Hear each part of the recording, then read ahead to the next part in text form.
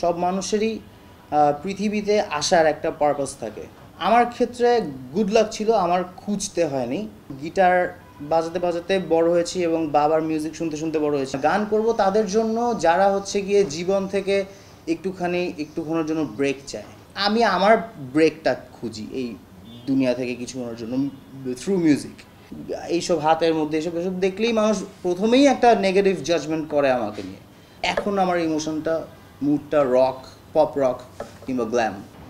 Family legacy, তো এই জিনিসটা আর বাকি সবাই হচ্ছে গিয়ে এভাবেই বলবে, স্বাভাবিক। বিকজ আমার দাদা the great Khan Ataur Rahman, I respect him, I admire him the most, because owner creation অন্য লেভেলের। আমার বাবা একজন কিংবদন্তি শিল্পী, বিরাট ব্যাপার। কিন্তু ওগুলা ভেবে যে আমার এগুলা ক্যারি করতে হবে, আমি এই জন্য মিউজিক করিনি। আসলে আমার সব মানুষেরই পৃথিবীতে আসার একটা পারপাস থাকে, যে মানে তাকে একটা পারপাস দিয়েই পাঠানো হয় এবং সেই পারপাসটা তাকেই খুঁজে নিতে হয়। আমার ক্ষেত্রে গুড লাক ছিল, আমার খুঁজতে হয়নি। আমি ছোটোবেলা থেকে হচ্ছে গিয়ে বাবা যখন গিটার দিয়ে দেয় হাতে, তখন গিটার বাজাতে বাজাতে বড় হয়েছি এবং বাবার মিউজিক শুনতে শুনতে বড় হয়েছি। বাবা স্টুডিওতে যেত, ওগুলো দেখতে দেখতে একটা টাইমে চিন্তা করেছি যে হ্যাঁ, I will do this too, মানে ফর দোজ পিপল যারা হচ্ছে যে আমি গানগুলো করব তাদের জন্য, মানে গান করব তাদের জন্য যারা হচ্ছে গিয়ে জীবন থেকে একটুক্ষণের জন্য ব্রেক চায়। এখন একটা মানুষ সারাদিন জব করছে, সে যদি একটা টাইমে আমার গান শুনে, 2 মিনিটের একটা গান শুনে এবং সেই 2 মিনিট যদি সে শান্তি পায়, ওইটা হচ্ছে গিয়ে আমার জব।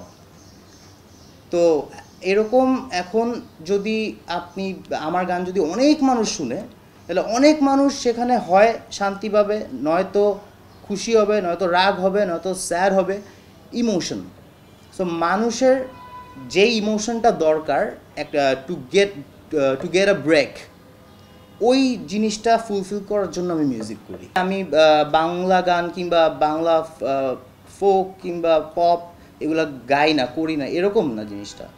কিন্তু আমি নিজের অরিজিনালস যেগুলো করি, ওগুলো আমি আমার যেটা দরকার, আমার যেটা piece. And first of all আমি আমার ব্রেকটা খুঁজি এই দুনিয়া থেকে কিছুক্ষণের জন্য থ্রু মিউজিক। আমি তখন চিন্তা করি যে এইটা শুনে কি আমি ব্রেক পাচ্ছি? যদি আমি ব্রেক পাই, তাহলে আমার মতো আরও মানুষ আছে যারা ব্রেক পাবে। সো এটাই আমার মূল চিন্তাটা মাথায়।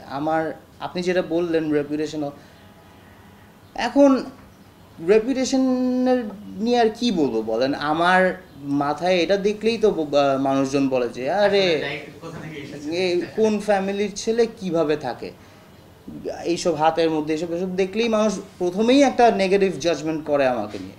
সো এই ক্ষেত্রে আমার আসলে ওই লেগেসি, মানে কিংবা ওই তাদের রেপুটেশন চিন্তা করে মিউজিক করার আগেই আমাকে জাজ করে ফেলে, আমি আর কী করবো? সো এর থেকে ভালো না নিজের মতো করে, মানে নিজের যেটা ভালো লাগে ওটা মানুষকে ভালো লাগাই। কারণ মানুষের কানে একটা জিনিস যদি পৌঁছে দেওয়া যায়, তাইলে ওই জিনিসটা যদি ভালো হয়, তাহলে ওই মানুষটার ভালো লাগবে। আমাদের ল্যাকিংস হচ্ছে আমরা এখন পৌঁছায় দিতে পারি না ঠিকভাবে, এই জায়গাটাই, আর কিছু না। নয়তো এই টাইপের গান সবাই শুনে, কারণ মানে মাইকেল জ্যাকসনের গান শুনে না।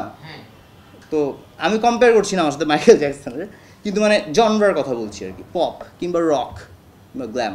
ওয়েস্টার্নও টানে, ইস্টার্ন টানে, সবই টানে।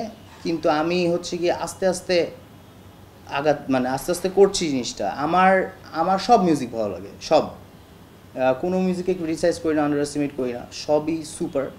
একটা মিউজিকের জন্য এক এক রকম মুড লাগে, ইমোশন লাগে। সো এখন আমার ইমোশনটা, মুডটা রক, পপ রক কিংবা glam, and rock and roll, blues as well.